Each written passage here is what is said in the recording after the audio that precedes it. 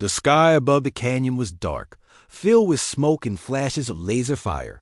The war between the Terran Alliance and the Jernari Empire had reached the edge of the desert planet. Varnies 3. Among the dry rocks and silent hills, a young human soldier named Caleb moved carefully. He had been separated from his unit during a surprise attack. Now, with low ammo and only a broken comlink, he was trying to make his way back to safety. Caleb was not a hero. He never wanted to be one. He just followed orders, helped his team, and kept his head down. But as he walked through the heat and silence of the canyon, something changed. A faint sound reached his ears. It was not the wind or the distant battles. It was crying, soft and broken. Caleb stopped and listened. He moved toward the sound and found a small opening in the rocks. Inside, it was dark and cool. He saw movement. A figure, covered in a silver cloak, sat with her back against the wall. "Are you hurt?" Caleb asked, raising his weapon slightly. The figure turned. It was a girl. Not human, but clearly not an enemy soldier. Her skin was a soft violet, her eyes bright like stars.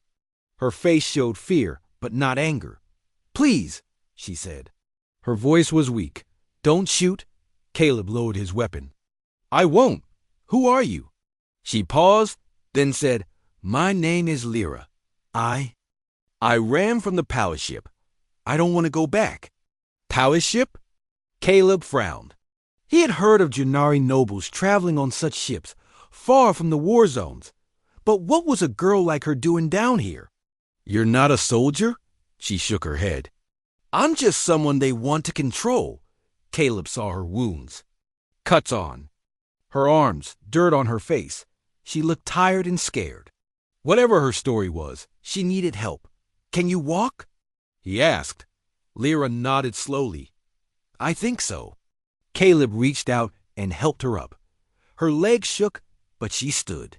He gave her water and wrapped her arm with some cloth. "We need to move," he said. "They might be looking for you." They left the cave and moved through the rocks. Caleb used old paths and his memory of maps to guide them. He knew a nearby human outpost, but it was at least a day's walk away. As they walked, Lyra told him more. She was from a noble family, but she hated how they treated others. She refused to follow their orders. Her guards tried to bring her back, but she escaped in a drop pod. It crashed in the desert. "You risked your life to run away?" Caleb asked. "Yes," she said. "Freedom is more important than comfort." Caleb looked at her. She was brave, more than many he had met. Still, helping her might mean trouble. But he couldn't. Just leave her. They stopped to rest as the sun set. The sky turned red and gold. Caleb started a small fire and gave Lyra a protein bar. She ate it slowly, watching the flames. "Why did you help me?" she asked. Caleb shrugged. "You needed help. That was enough." She smiled for the first time. It was small but warm. "Thank you." Later, as the stars filled the sky, they slept in shifts. Caleb stayed awake most of the night, watching the rocks and listening for sounds. He thought about how strange life was. One moment, you're just a soldier trying to survive. The next, you're walking through a desert with an alien girl who might change everything. By morning, they moved again. The outpost was closer. Caleb knew the path now. But he also knew others might be looking for her. He had to move fast. As they climbed a ridge, a ship appeared in the sky. It was smooth, black, and silent. Not human. Caleb pulled Lyra behind a rock. "They found me," she whispered. "We'll get through this," Caleb said. He had no plan, no backup, but he believed what he said. The ship circled once, then flew away. Caleb let out a breath. "We keep going," he said. And they did. Neither of them knew what would come next, but both felt the bond forming. It was trust, built in fire and fear. And it would be tested soon. Caleb had no idea that the girl he saved would one day rule an empire. And Lyra didn't know the human beside her would soon. become the center of a story told across galaxies.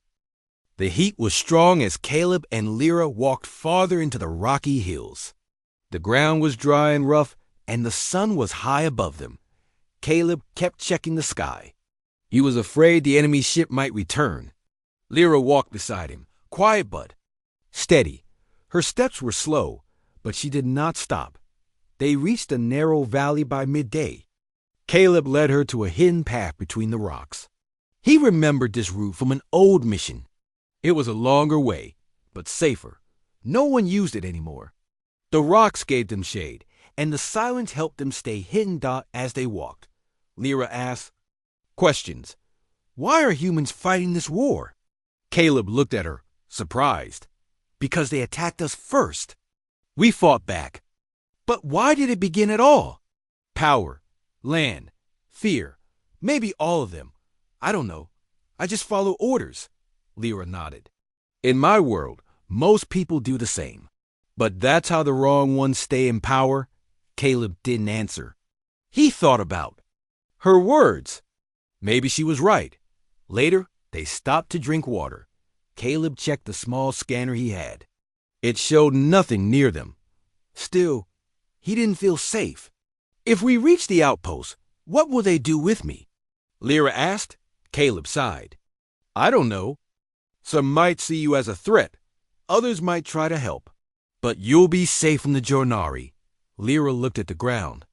I'm not safe anywhere. Not really. Caleb wanted to say something, but the words didn't come. He stood and helped her up again. They moved through a tight path with high walls. Suddenly a voice called out, Stop right there. Caleb turned quickly, raising his weapon. 3 humans stepped out from the rocks. They wore desert armor with rifles pointed at him. Friend or foe? The lead man asked. Private Caleb Mason, 32nd Ground Team, Caleb said. I've got a civilian with me. She needs help. The soldier looked at Lyra and frowned. That's no civilian. She's Jornari. She's not a threat. I found her alone. She's injured and on the run from her own people. The lead soldier lowered his weapon a little. We'll take you to the outpost, but if she tries anything ... She won't, Caleb said. They walked together until they reached the outpost. It was a small base hidden under rocky cliffs. Guards stood at the gate. When they saw Lyra, they tensed. She's with me, Caleb said inside. They were taken to a medic. Lyra sat quietly while her wounds were cleaned. The doctor, a woman named Nora, looked at Caleb. You brought an alien royal into a human base, she said. Are you crazy? I didn't know who she was at first, Caleb said. And I don't care. She needed help. Nora shook her head. This is way above our orders. We need to tell command. Lyra stood. Please, just give me a day. I'll leave if I must. Nora paused. 1 day. That's all I can give. After that, command decides. Lyra was given a small room in the back of the base. Caleb stayed close. Some of the soldiers looked at them with suspicion. One even whispered, He's protecting a Jornari. But Caleb didn't care. He trusted her. And something deep inside told him there was more to her story. That night, they sat outside the base under the stars. Lyra looked up and said, In my world, stars are covered by city lights. I forgot how beautiful they are. Caleb smiled. Out here, stars are the only thing that feel calm. You're not like the others, she said. Neither are you, he replied. She looked at him, serious. I haven't told you the full truth. I am not just from a noble family. I am next in line to rule. Caleb stared at her. You're a future queen? Yes, but I never wanted to be. I ran away because I didn't want to be used as a weapon in war. Caleb didn't know what to say. This changed everything. You should leave. Emmy, she said. If they find out, you'll be in danger. I already knew helping you was dangerous, Caleb said. But I still did. That doesn't change now. Lyra looked at him with quiet eyes. Then we both must be brave. They sat in silence, the wind moving through the rocks. Somewhere above them, the war continued. But down here, something else had begun. A bond stronger than fear. A quiet trust. Between two souls from different worlds, and neither of them knew just how far it would take them. The next morning began with tension in the air. Caleb woke early and walked through the base. He knew Command would respond soon. Once they learned Lyra's true identity, things would change. He had only a few hours to decide what to do. He returned to her room and knocked softly. Lyra opened the door, still looking tired but calm. "Good morning," she said quietly. "We don't have much time," Caleb replied. "They'll contact the base today. If they order to hand you over, I don't think." "I can stop it," Lyra nodded. "I understand." Caleb sat beside her. "Do you trust me?" "Yes," she said without pause. "Then we need to leave." Before they decide anything, Lyra looked surprised but hopeful. "How?" "There's a transport bay on the far side of the cliffs. It's old, but I think I can get a hovercraft working. If we go now, we might have a chance." She stood. "Then let's not waste time." Caleb gathered supplies, water, food packs, and a small weapon. He gave Lyra a hooded jacket to hide her face. They moved through the base carefully, staying out of sight. Most soldiers were busy with morning routines. Nora saw them from the medical room and frowned but said nothing. When they reached the outer gate, Caleb waved to the guard. "Going to check the cliffs," he said casually. "Command's orders." The guard hesitated but let them pass. They walked fast along a narrow path until the base was out of view. Caleb led her down into a hidden storage area, covered in sand and rock. Inside was an old hovercraft, dusty but not broken. "Can you fix it?" Lyra asked. Caleb nodded. "I think so."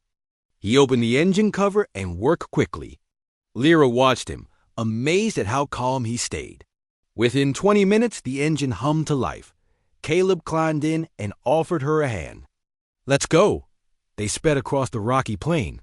The wind rushed past them as they moved far from the base. Caleb aimed for a set of hills that marked the edge of the human territory, but they weren't alone. A warning light blinked. Caleb looked at the screen. "We're being followed." Behind them, a sleek black drone zipped through the air. It was Jornari. "They found me," Lyra said. Her voice trembled. "Hold on," Caleb said. He turned the hovercraft sharply, heading into a canyon. The drone fired a shot, missing by inches. Caleb pushed the engine harder. The hovercraft shook but held. "If we can reach the caves, we can hide," Caleb said. The canyon narrowed, and they weaved between tall stone walls. The drone kept firing. Dust flew everywhere. Caleb guided them toward a dark opening in the rock dot. Just as they reached it, a blast hit the side of the craft. The hover spun and crashed into the cave wall. Caleb hit the ground hard. His arm throbbed. Lyra landed beside him. She crawled over quickly. "Are you okay?" "I'm fine," Caleb groaned. "We need to move." The drone hovered outside, scanning the cave. Lyra looked around. The cave was deep. They ran inside, holding the wall for balance. The drone didn't follow, not yet. Its sensors couldn't see through the rock dot. They kept walking until the light from the entrance was gone. Caleb lit a small lamp. The cave air was cool and damp. "That was close," he said.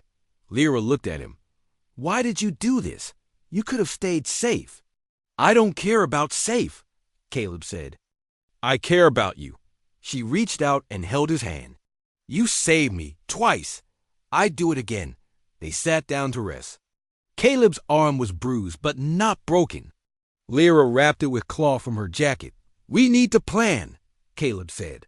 "The Jornari will send more. We need to find a place where they can't reach us." "There's a village far from here," Lyra said. "Not part of the Empire. A place where people live free. I can take us there." Caleb nodded. "Then that's where we'll go." They sat together in the darkness, both tired, both changed. Caleb was no longer just a soldier. Lyra was more than the royal. They were partners now, bound by choice and courage. Above them, the drone flew off, searching. But it would not find them. Not yet, Dot, and in the deep silence of the cave, they held on to hope, God, because sometimes saving someone means more than escaping danger. It means choosing the harder path, together. The morning light barely reached the deep cave as Caleb and Lyra prepared to move again. They packed their few supplies and stepped carefully over the rocky ground. The air was cold, but they were used to discomfort now. Lyra led the way this time. She had traveled these lands once before, during her lessons on other worlds. Caleb followed her, trusting her direction. Neither spoke much, saving energy and focus. By midday, they reached the edge of the cave system and stepped out into a wide-open plain. Far in the distance, Caleb saw strange shaped buildings, maybe tents. Is that the village? Lyra nodded. Yes, it's called Tyrant Hollow. The people there don't follow empires. They trade, farm, and protect their own.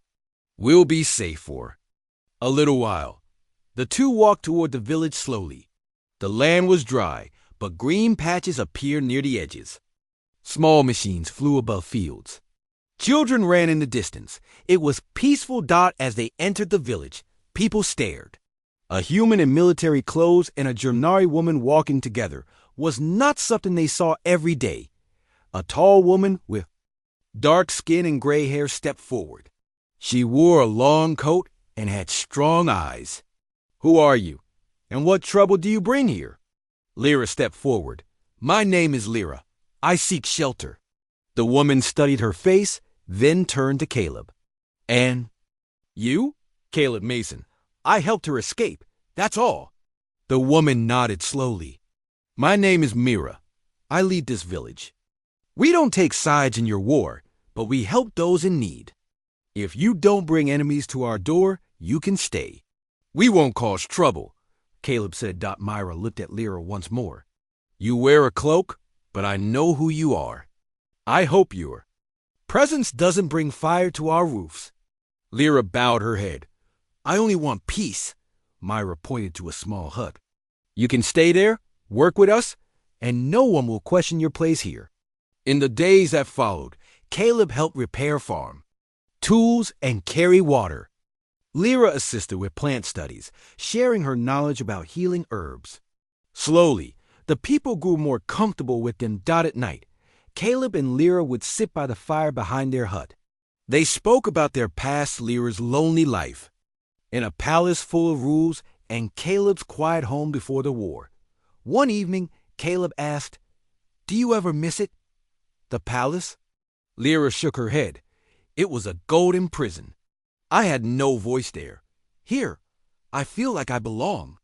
Even if they come. Looking for you again? She looked into the fire. Then I'll face them with my own voice, not as their puppet. Their peace didn't last forever. One morning, Mira called them to the edge of the village. A traveler had arrived with news. He carried a small communicator with a message from orbit. The message showed a Jurnari commander. His face was cold and proud. We seek Lyra of House Viane. She is wanted by the Empire. Return her, and we will leave your village unharmed. Hide her, and we will burn every stone. Caleb clenched his fists. The threat was real. Mira looked at Lyra. You brought danger, as I fear. What will you do now? Lyra stepped forward. I won't let harm come to this village. I will leave. No, Caleb said. We can't let them take you. Caleb, I must face them. If I run again, others will suffer. Caleb turned away, torn. He knew she was right, but he hated it. That night, they sat together again. The stars above were clear. You changed me, Lyra said softly. You showed me what freedom feels like. I won't let fear take that away. And you changed me, Caleb replied. I was just a soldier. Now I believe in something bigger. They sat in silence, holding hands. Tomorrow Lyra would face her past, and Caleb would stand beside her. The sun rose slowly over Tyrant Hollow. The morning was quiet, But the village felt different. People worked with worried eyes. Parents kept their children close. Everyone knew danger might be near. Lyra stood outside the hut, looking at the horizon. She wore a plain robe now, nothing like the elegant dresses from her palace life. Her hands were rough from working the fields, but her back stood tall. She was ready. Caleb came up beside her. "Are you sure about this?" Lyra nodded. "Yes. They want me, not these people. I will go to them. But I want to speak for myself. Not hide, not fight. Just speak." Myra joined them soon after. She brought 2 small satchels with water and food. "If you walk east, there's a flat spot near the river. That's where ships land. I told the traveler to send your answer there. If they want to meet, it will be there." Lyra thanked her. "You have shown me kindness. I will not forget it." Myra touched her arm. "Be careful. The Empire is not known for mercy." Lyra and Caleb left the village by foot. The path was quiet, passing through dry trees and gentle hills. They didn't speak much. Both were deep in thought. When they reached the flat land by the river, the sun was high. A gentle breeze moved through the grass. Caleb looked up and saw a dark shape in the sky. A Jurnari shuttle. The ship landed slowly. Its engines kicked up dust. Caleb stood close to Lyra, his hand resting near the small blaster on his belt. Shuttle door opened. 3 figures stepped out. The one in front wore dark robes with silver trim. His face was sharp, eyes cold. "Lyra of House Vian," he said, "you are to return with us." By order of the High Council, Lyra stepped forward. "I came to speak, not to surrender." The man narrowed his eyes. "You are heir to the throne. Your place is not with farmers and humans." "I am not property," Lyra said. "I choose my own path. I will not return to be used in war." The man looked at Caleb. "And you, human soldier, you helped her run. That is an act of war." Caleb didn't move. She was alone and hurt. "I helped her because it was right. Right and wrong mean nothing to the Empire," the man said coldly. He looked back at Lyra. "Come with us, now, or we will take you." Lyra stood still. "If you force me, I will speak against the council. I will tell the people how you treat your own blood." The man hesitated. That threat held power. A royal voice still had weight. "The people already whisper," Lyra continued. "You think they fear humans, but they fear your rule more." The man's face tightened. "You will regret this." Lyra shook her head. "No, you will. If you bring war here, the people will rise, and I will stand with them." The man turned without a word. He entered the shuttle. The guards followed. The ship lifted into the sky and vanished into the clouds. Caleb looked at Lyra. "Was that it?" She let out a breath. "No, they'll return, but now they know I'm not afraid." They walked back to the village slowly. When they arrived, Mira met them at the gate. "Did they take you?" Lyra shook her head. "No, but they will not stop. Then we'll prepare," Mira said. "This village has stood for many years. We know how to survive." That night, the people of Tyrant Hollow gathered in the center. Lyra spoke to them, telling her story with honesty. She explained her past, her choice to leave, and her promise to protect the village. They listened.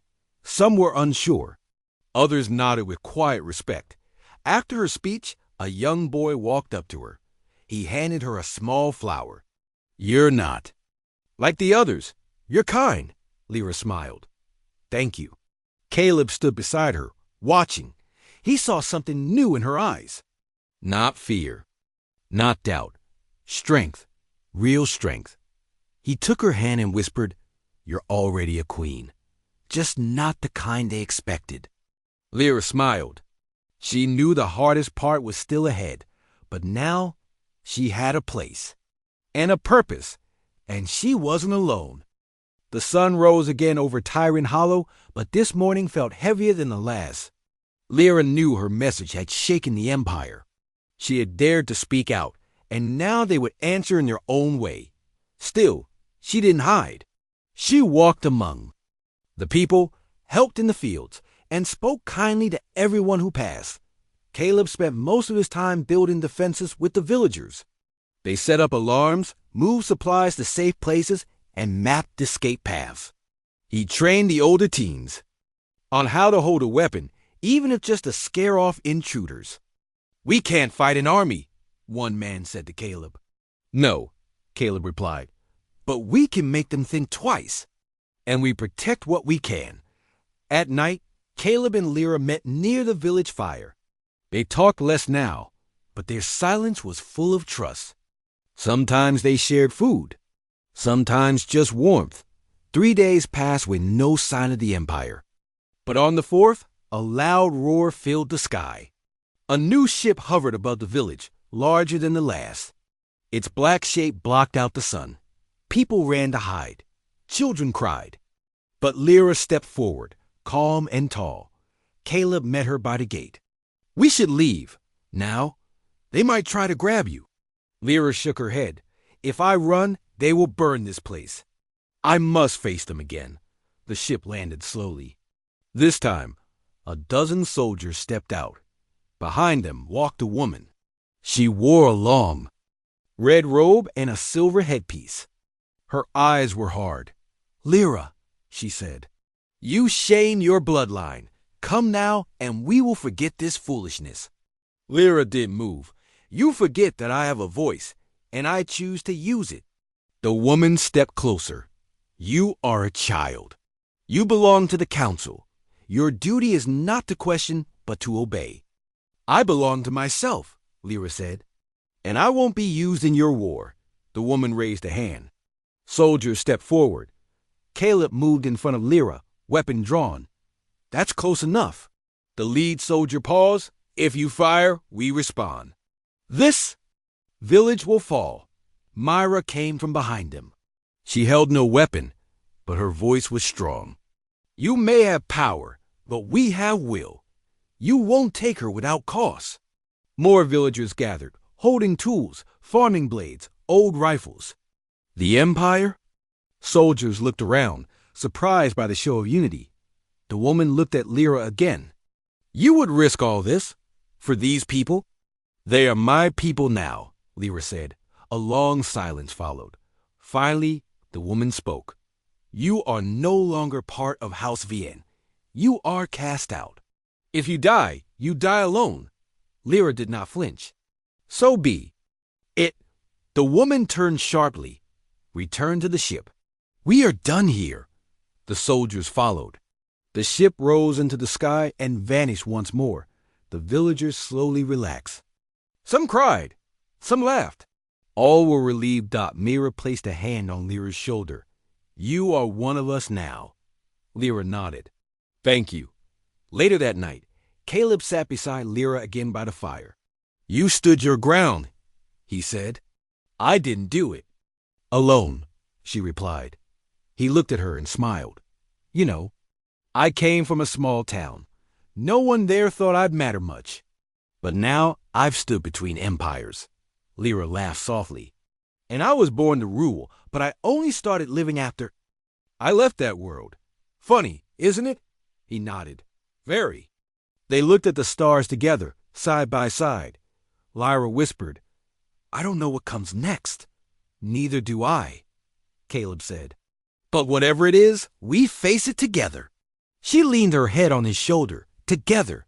That word meant more than ever. Before Dot in the dark sky above, no ships followed. For now, there was peace. But they both knew the future still held trials, and they were ready for them. Weeks passed in quiet peace. Tyrant Hollow returned to normal life, though the memory of the Empire's visit remained. People smiled more. They talked to Lyra with respect and treated Caleb like one of their own. Lyra worked in the fields during the day and helped with medicine at night. Caleb taught the children how to build simple tools and told stories about Earth. Even though they came from different worlds, they were part of the village now. But far above, in the stars, a new voice began to rise. Lyra's bold stand had been recorded and spread. Traders, Travelers and workers had passed through Tyrant Hollow and carried her words across space. Soon, messages came from other Junari worlds. Some were angry. Others were hopeful. One day, a small ship landed near the village. A single figure stepped out, dressed not in royal robes, but in travel gear. He introduced himself as Karen, a scholar from a neutral planet. "I came to see if the story was true," he told Lyra. "That a princess gave up her crown to live as one of the people." Lyra simply said, "I chose to be free." Karen stayed for a week. He asked many questions, not just about her life, but about her hopes. Before he left, he spoke to both Lyra and Caleb. "There are many who believe the Empire has lost its way. They remember your family as wise rulers before war and greed changed everything." Lyra frowned. "I don't want a throne." "Maybe not," Karen said. "But they want a voice. A symbol. If not a queen, then maybe a leader. One who chooses the people, not power." After he left, Lyra sat in silence. Caleb sat beside her. "You don't have to be who they want," he said. "But maybe I can help," she replied. "Not by ruling, by guiding." He smiled. "Then guide. I'll follow." More travelers came in the next months. Some came to learn, some to offer help. A network began to form, quiet but strong. People who wanted change. People who believed peace was possible. Lyra and Caleb helped lead this new path. They didn't build armies. They built schools. Gardens. Places where Jurnari and humans sat together and talked. Mira, now older and slower, watched with pride. "You gave this place more than hope," she told Lyra. "You gave it a future." One night, a gathering was held under the stars. Lanterns floated in the air. Children danced, music played, and laughter filled the village. Caleb stood next to Lyra, watching the lights. "Did you ever think your journey would bring you here?" he asked. "Not in 1,000 dreams," Lyra said with a soft laugh. "Do you miss your old life?" She looked around. "No, this is where I belong," he nodded. "And I belong with you." They stood close. No need for more words in the sky above. Stars blinked. Softly. The Empire still existed, but its power was no longer feared. Its grip was slipping, replaced by something new, not because of war, but because one girl chose, her heart over her title. And one man chose to stand with her. Together, they started something that could not be stopped. Not a kingdom, but a movement. One that grew in every kind act, every brave word, and every choice made not for power, but for peace. Their names would be remembered, not as rulers, but as the spark that lit a better way forward.